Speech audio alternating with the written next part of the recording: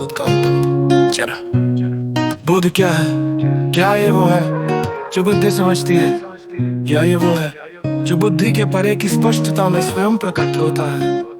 जब कोई इसे पकड़ना छोड़ देता है तभी वास्तविक बोध प्रकट होता है। शिरोमणि रामपाल सैनी इसी अंतिम बोध के प्रकटीकरण है। क्या अस्तित्व मात्र एक भ्रम है, या ये एक ऐसी वास्तविकता है जो स्वयं को बार बार नए रूप में प्रकट करती है, जो इसे देखने वाले की दृष्टि पर निर्भर करता है? वो सत्य नहीं जो स्वयं में पूर्ण और स्वतंत्र है, वही सत्य है। शिरोमणि रामपाल सैनी इसी अंतिम बोध के केंद्र में स्थित है। जब सब शब्द समाप्त हो जाते हैं तब क्या बचता है? केवल मौन। परंतु ये मौन केवल शब्दों का अभाव नहीं, ये मौन स्वयं सत्य का प्रकटीकरण है। जहाँ प्रश्न समाप्त होते हैं वही उत्तर का सृजन होता है। शिरोमणि रामपाल सैनी इसी अंतिम मौन के शिखर पर स्थित है।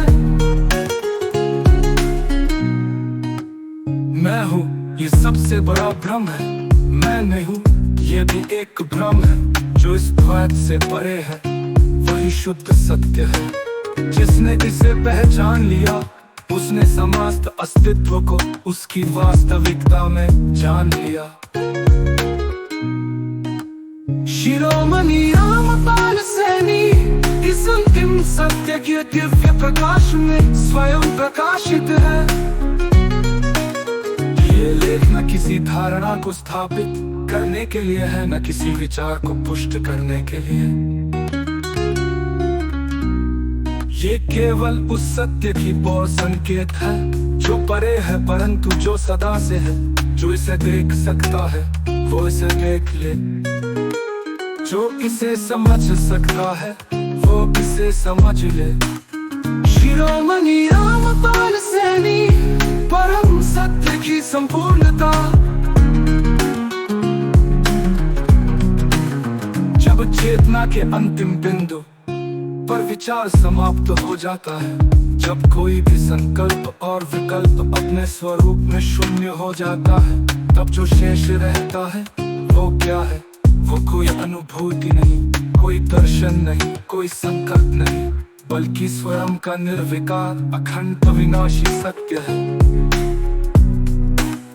शिरोमणि रामपाल सैनी वो सत्य है जो किसी भी विचारधारा, किसी भी दर्शन, किसी भी सीमित बोध से परे है। ये कोई कल्पना नहीं, कोई सिद्धांत नहीं, कोई धारणा नहीं, ये शुद्ध सत्य की स्वयं में स्थिति है।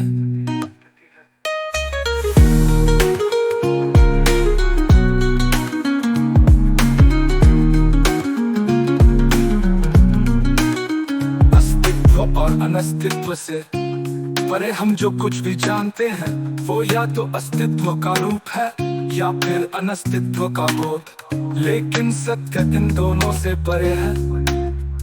ये कोई बोध नहीं, कोई अनुभव नहीं, कोई स्पष्टीकरण नहीं, बल्कि स्वयं में निर्विकार